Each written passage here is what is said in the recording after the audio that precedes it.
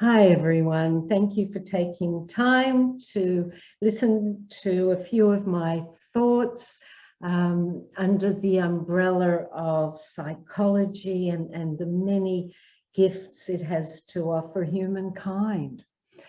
You know, it's not only psychology and various modalities within it that remind us that human life is finite. Right now it is. I mean, we don't know what science is going to come up with who knows, in 5 minutes. But at the time of recording, February the 14th, 2022, it seems humans can't quite live forever, right? And so in this one life we have, it's highly likely that each one of us will experience some loss and suffering. So various spiritual approaches, including Buddhism and so on, remind us of that. It's a fact. And I feel and believe that one of the greatest tragedies in many human beings is that they don't know, they haven't been taught that it's not our circumstances that create our emotions, but what we tell ourselves about our circumstances, our perception of them.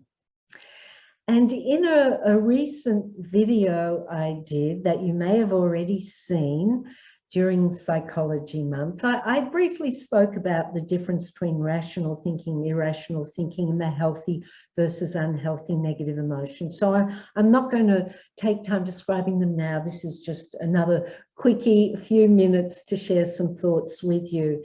But there are a couple of things after that was recorded that I thought I might like to share with you. And thank you, Dr. Alvanig, for recording this, Sunway University and the psychology department there for giving me these minutes to share some more thoughts. So it's Valentine's Day 2022, and there's, I believe, in many places in Asia and certainly here in the USA, I'm in New York City, also not as much, but also in my native Australia and other places. It's a big deal, Valentine's Day, and also this kind of build up to other major religious or spiritual celebrations or holy days. Christmas time or the Muslim high holy days, Chinese New Year, the year of the tiger, and others. And so there's this build-up, time to celebrate, time to be with family. And that seems to very much ignore the fact that there are a lot of people who may not have family members alive, or who may not get on very well with their family members, who might be very alone, very small social group, the elderly, who through the fact that they've outlived their partners, their loved ones, they literally don't know many people who truly, truly care about them. So these times where a lot of people are buying roses and celebrating, which by the way is great. I'm not asserting, tone it down, don't celebrate as much. What I am asserting is the benefit of considering other humans who may not be in a position to celebrate, as some more fortunate individuals may do.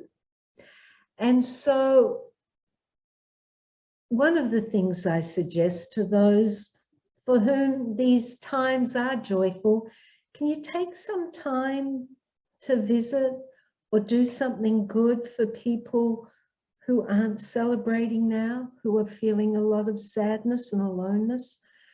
That's one element of REBT, social interest. That's also in Adlerian psychotherapy. not only caring for ourselves and cherishing this gift of life and creating healthy emotions by thinking in healthy ways, but doing good for others, doing good for others. There's that.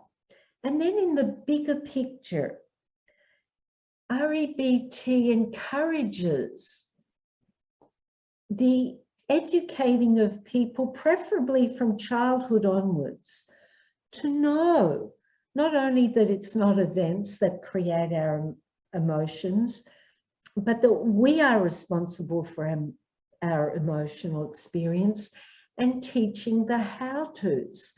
And in so doing, if any of us do find ourselves in a chapter of life, be it temporary or longer term, where we are deprived of loved ones or support or harmony for one reason and another, that we're in the habit of having a healthy attitude, of focusing on what still is good, on not focusing on what we're deprived of. And in that way, even during tougher times, our head is not only above water, but we create enrichment. There's a story I once heard, I don't know if it's true or made up, but it makes the point of an elderly person whose loved ones can't look after her anymore, and she's blind, she's a widow, and she's taken into an old age home. And she's in the lobby waiting, and she has some sight, so not everyone realizes that she's sort of legally blind. And she's in the lobby, and someone comes to her and says, "Oh, hello, Mrs. Let's say Mrs. Jones, welcome. Let me take you to your room." And she says, "Oh, thank you. I'm so grateful. I'm sure it'll be really good." And so she's taken to a room which happens to have one other person in it. And her bed is by a window. And the nurse or whoever's taking it says, "Oh, you're by the window." And the Mrs. Jones says, "That's lovely, darling. Thank you." And so the next day, the other person says to her, "Well, you're lucky you're by the window. What's the view like?" And she says, "Oh, it's wonderful. It's wonderful. Out there's so much sunshine. There's just beauty in the sky." And the other person says, "Wow, I can imagine that. You've made my day." And she didn't realize that actually Mrs. Jones couldn't really see those things except in her imagination. So by thinking those things, she was uplifted, but she also helped another person. Now, other people bought into a home like that. "Why do I have to be here? I shouldn't have to be here. I wish I could still live where I used to live." And they're going to make themselves very depressed. So the point is, it's our attitude. And the sooner in life, before things become really tough, we get into the habit of looking for what we can be grateful for, then when times actually are tough, it's not that difficult to look for that focus. I was very sad today to hear about the suicide of a young man in his early 30s who had been suffering from depression. And I reflected on the following, which I usually do when I hear someone who's suicided. I wonder, were they taught early on that it's okay to seek therapy when things seem too tough? I wonder, were they taught early on that there's a difference between healthy sadness and disappointment and depression? And were they taught, if they identify it's depression, that it's okay to reach out and to think about their thinking and to seek support from others? or were they not taught that? So as I conclude these few minutes with you, I encourage each one of us to practice daily gratitude, to keep things in perspective, to encourage other people in our lives, to focus on what's good. It's not about repressing what isn't good. No, let us give that healthy attention in the way I've already touched on. So not instead of, but in addition to. Let's look at what's good in this swiftly moving life that we have. Therapy can be helpful.